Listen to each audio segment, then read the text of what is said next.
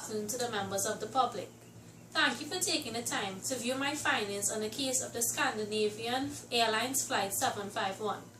I, an engineer from the company Engineers United Limited, have studied, investigated, and analyzed this case for a numerous amount of years, and only now the issues are clear. On the 27th of December 1991, Scandinavian Flight 751, flown by pilot Stefan Rasmussen and co-pilot Ulf Cedermark, departed from Stockholm to begin its flight to Copenhagen, then to Warsaw, back to Copenhagen, and finally to Barcelona. Within seconds of its departure, its journey was tremendously compromised and the airplane crashed in a forested area in Sweden. Let me outline the series of events that the flight crew and passengers had to endure. Just 25 seconds after the aircraft became airborne, violent noises were heard by the flight crew and passengers. The co-pilot made the decision to take off the engines, but upon restart the engines surged. After both engines surged and failed, the pilot was forced to make an emergency ground landing in a forested area in Sweden. Of the 129 persons that boarded that flight, there were no fatalities but some injuries. Here's an animated video adapted from YouTube to help you visualize what took place.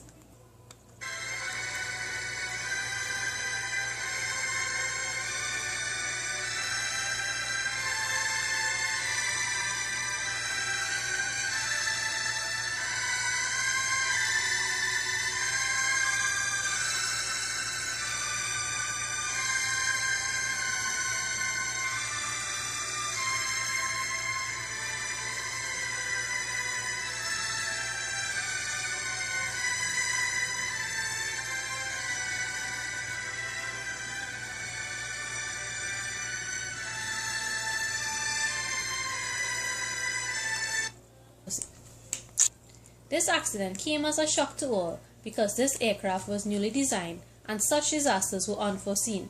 After much investigation, however, it was obvious that this incident was as a result of breaches in communication and ethics by the Scandinavian airline system officials and employees. Firstly, there was an inadequate de-icing routine conducted by the SAS de-icing crew.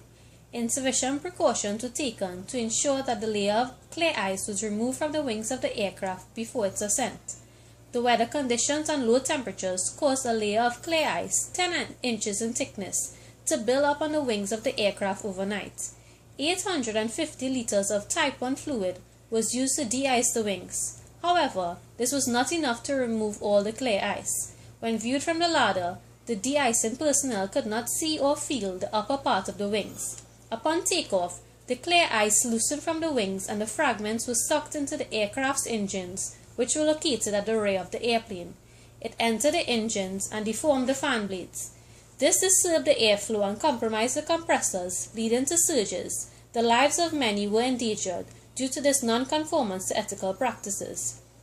Lack of communication could be seen when the flight crew received inadequate training to identify and eliminate engine surges. When the pieces of ice damaged the fan blades, the engines could not throttle down fast enough. The flight crew was incompetent in this situation because no simulated training was received. Also, the flight crew was unaware of the fact that the aircraft was equipped with an automatic thrust restoration system.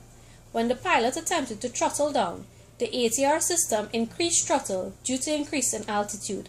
These systems are designed to prevent pilots from using less than the required thrust when ascending. When the ATR system responded to the engine takeoffs conducted by the pilot, this caused surges and led to the failure of engines. The principle of the ATR systems were present in the aircraft manuals, but SAS did not educate and inform the flight crew about this feature.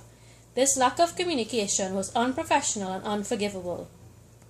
As a result of this breach in communication and lack of ethical practices, 25 of the passengers were injured. Precautionary measures were put in place to ensure that such an event would not occur again in the future. Maintenance procedures were evaluated and modified to ensure that proper de-icing of aircrafts that operate in cold countries was carried out before takeoff. The death of many would have been on the hands of the SAS officials and employees if it wasn't for the heroic and brave act of the flight crew. Never did they lose hope or become doubtful throughout this ordeal.